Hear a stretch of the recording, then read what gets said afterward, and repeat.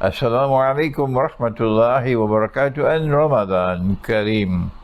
And the Jews for today, this 12th day of Ramadan, the 12th day of the month, the Jews that we love so much, it is Suratul Isra and Suratul Kahf. Suratul Isra and Suratul Kahf. And what we've been doing is showing you how to study the Quran. And yesterday we gave you a demonstration of how you go to different parts of the Quran to study the subject of Gog and Magog. And having studied the subject in the Quran, then you go to the Hadith. But of course, in half an hour I could not teach the whole subject of Gog and Magog, but I gave you the substance of the subject. And today, on this the 12th day of Ramadan, we take up yet another subject to teach you how to study the Quran. Allah speaks in the Quran about Christians and about Jews. Oh yes, a large part of the Quran is devoted to that ummah which came before this ummah. This was called Banu Israel, or the house of Israel. And Israel is the new name of Jacob or Yaqub. And it seems that the name Banu Israel was used when they left Palestine and they migrated to Egypt. And then Allah started using the term Banu Israel. And then when the crucifixion took place, and one part of the Israelite people, when they saw him die on the cross, because if I was there, I would also see him die on the cross, because that's what Allah made appear. It made it appear like that. So one part of Banu Israel, which rejected him as the Messiah, Jesus, the son of Mary, they were celebrating when they saw him die on the cross. But another part of Banu Israel, which accepted him as the Messiah, they were weeping when they saw him die on the cross. Up to that time, there was no question of worship of Jesus as God and the second person of a Trinity and so on. All of that came afterwards. At this time, they believed that this was the Messiah. The Messiah was not God.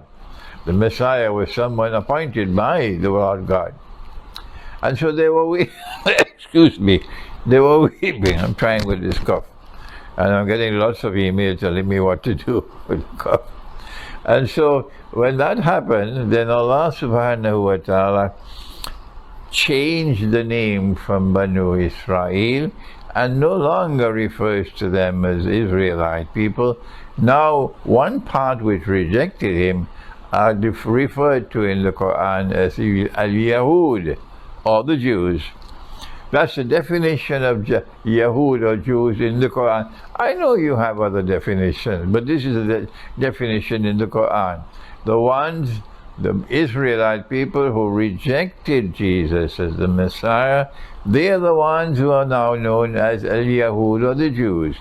And those who accepted him as the Messiah, now they are known as excuse me, An-Nasara, or the Christians.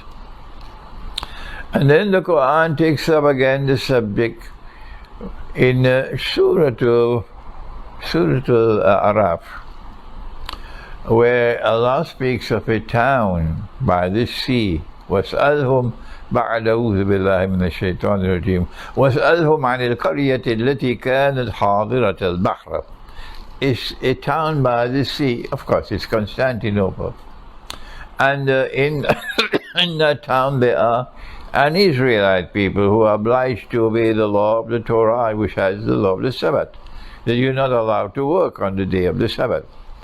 And these people in that town who were Israelites, some of them were violating the Sabbath law. They didn't care 2 peanuts for the law. Let me repeat that. A Christian people who did not care any more for the law. They didn't care for the peanuts. 2 peanuts for the sacred law, the Sharia. No, we don't need the law anymore. We have the truth. All right? And so they went fishing on the Sabbath day. But other Christians did not violate the law. Other Christians were faithful to the law. So you see a division now between one part of the Christian world and another part of the Christian world, there in Constantinople. And Allah responded to this violation of the Sabbath by saying, Kunu kiradatan khasiin. He cursed them. He cursed them to eventually live like apes, like monkeys. We have to be careful to maintain a consciousness of this division in the Christian world, one part of which is faithful to the law and the other part of which violates the law. And now we turn to the verse of the Quran which I want to explain in today's talk. And it is in Surah Al-Ma'idah. And in this verse Allah speaks and He says, بعد أعوذ بالله من الشيطان الرجيم يا أيها الذين آمنوا لا تتخذوا اليهود والنصارى أولياء بعضهم أولياء بعض ومن يتولهم منكم فإنه منهم إن الله لا يهدي القوم الظالمين.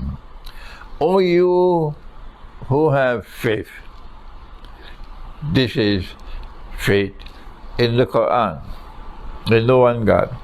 Do not take Christians and Jews as your friends and allies who are themselves friends and allies of each other. Let me repeat.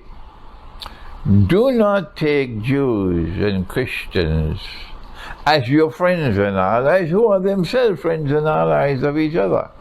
And whosoever from amongst you turn to them with friendship and alliance, you belong to them, you don't belong to us anymore. And Allah does not provide guidance to wicked people. This is verse number 49 or 50, around there, of Surah Al-Ma'idah. But the Christians were very angry with the Jews. So how could Allah be speaking about Christians and Jews who become friends and allies of each other?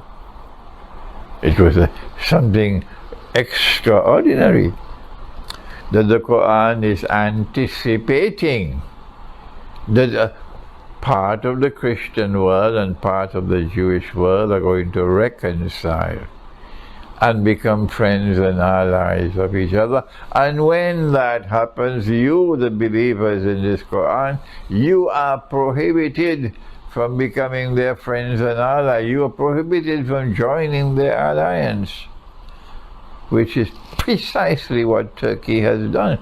And then you blame me for criticizing Turkey. I must have the freedom to teach the Quran. If you don't want that, go your way and leave me alone. I must have the freedom to teach the Quran.